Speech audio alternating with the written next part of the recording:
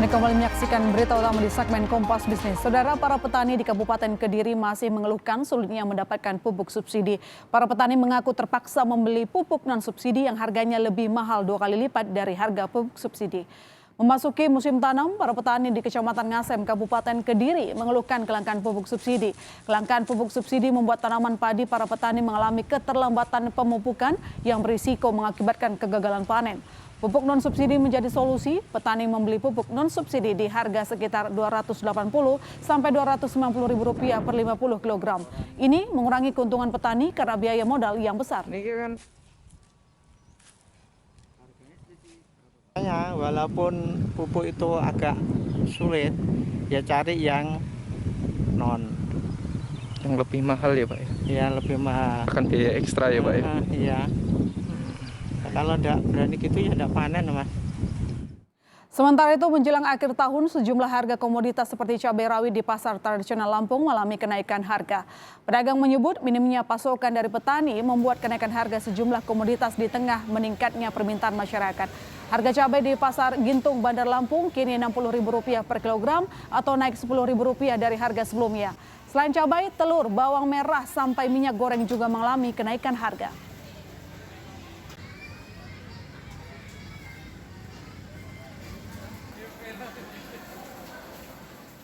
Ya, saudara, meski harga sejumlah bahan pangan naik, pemerintah memastikan bahan stok pangan aman terkendali. Kita tanya lebih jauh kepada Menteri Pertanian Syahril Yassin Limpo terkait kondisi pangan saat ini dan roadmap pangan nasional tahun depan. Selamat malam, Pak Menteri. Selamat malam, Assalamualaikum Selvi, selamat malam. Waalaikumsalam.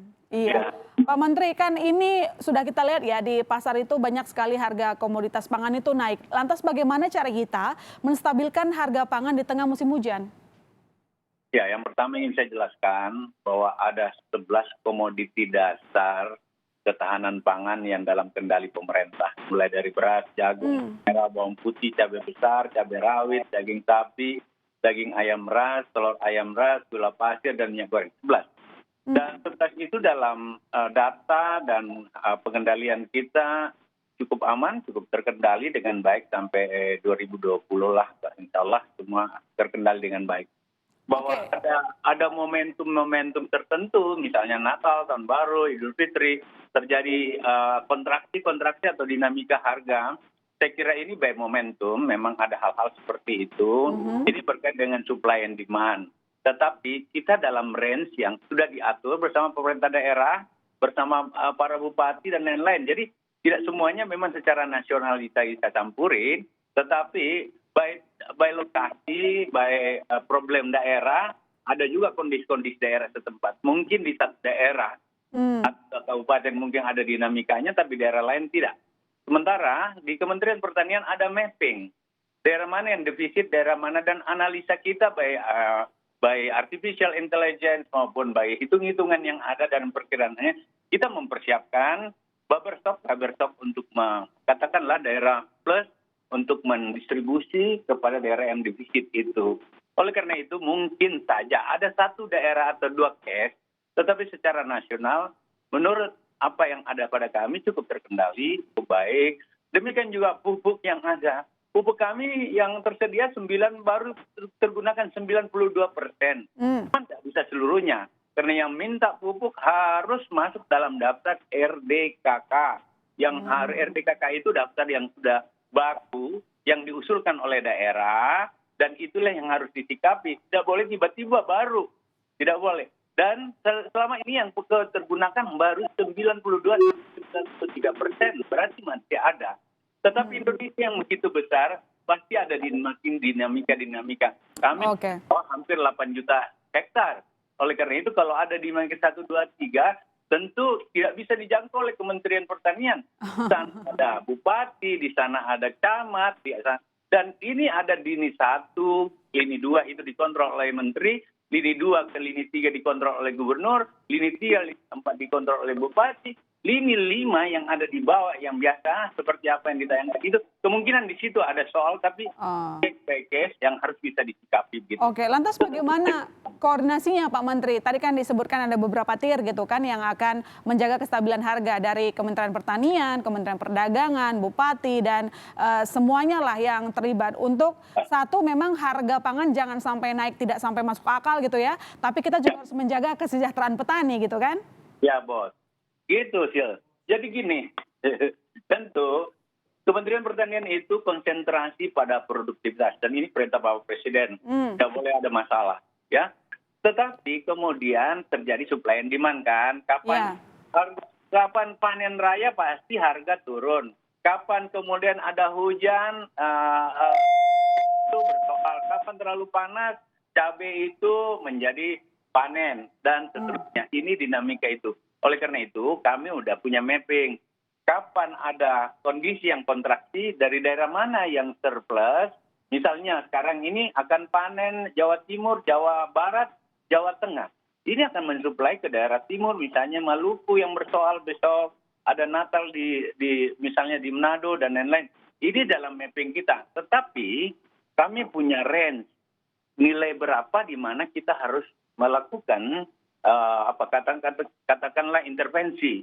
Kalau dia masih dalam batas yang normal, wajar, dinamika pasar biasa, tentu kita jangan melakukan intervensi sehingga biarlah harga berdinamika sesuai dengan range yang sudah ditetapkan. Oke, artinya yang sekarang ini karena memang harga pangan, harga beberapa komoditas naik karena dinamika pasar. Lantas, Pak, ini tahun depan kan kita sudah mulai program food estate ya. Bagaimana nanti kira-kira roadmap pangan kita 2021? Iya, yang pertama konsentrasi kita ada di pada 11 pangan dasar tadi dan khususnya beras. Kita melihat insya Allah ini tinggal beberapa hari Desember akan berakhir. Kami punya overstock beras di atas 6-7 juta ton. Masuk di 2021. Dan menghadapi 2021, musim tanam mulai dari Oktober ke Maret 2021 itu ada 8 juta hektar. Sekarang sudah dalam proses semua. Dan kita berharap di sana ada 18 juta ton beras yang akan tersedia. Kalau ditambah dengan yang kondisi yang kita overstock yang tersedia sekarang di sekitar 6-7 juta ton, maka kita punya kesiapan beras di atas 23 juta ton. Kita menggunakan kurang lebih, ya katakanlah 15 juta sampai 20 juta. Besok itu sehingga 2021 kalau semua berjalan, cuaca dan lain-lain, kita sudah prediksikan selama 30 tahun tidak pernah merusak sampai di atas 4%. Oke. Kita sudah buang itu. Oleh karena itu insya Allah mudah-mudahan Allah kasih kita semua aman untuk kebutuhan kita. Minimal untuk pangan dasar itu. Kira-kira gitu. Oke, Pak Menteri, yang jadi PR kita, angan-angan kita kan swasembada pangan kan. Nah kira-kira apakah 2021 bisa kita wujudkan swasembada pangan? Karena sebenarnya kan sektor pertanian ini tumbuh ya. Cuman dia agak lambat begitu. Bagaimana supaya memacu dia tumbuh lebih cepat? Ya, bukan saya mau membela diri atau apa. Ini perintah Presiden memang.